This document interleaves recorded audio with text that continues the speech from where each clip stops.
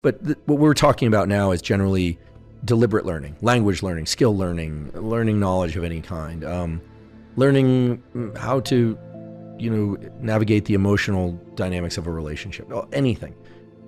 Two phases. One is active engagement and focus.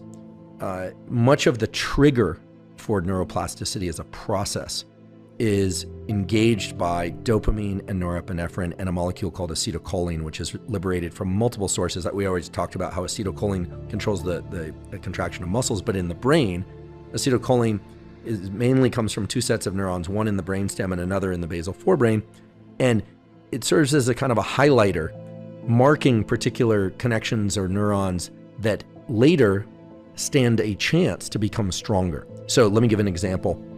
I don't speak a second language, but let's say I decided I was going to learn conversational French.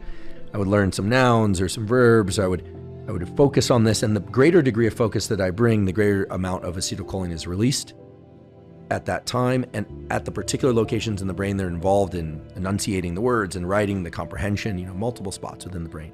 That kind of marks those or flags those areas as potentially changing later. But the actual rewiring of the nervous system happens during states of deep sleep or sleep-like states.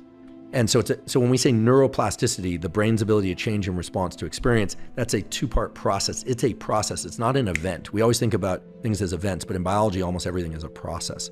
So the takeaway from this is, in order to learn at any age, the most critical thing is that you bring as much focus and active engagement to the learning, the encoding of the information, bringing in the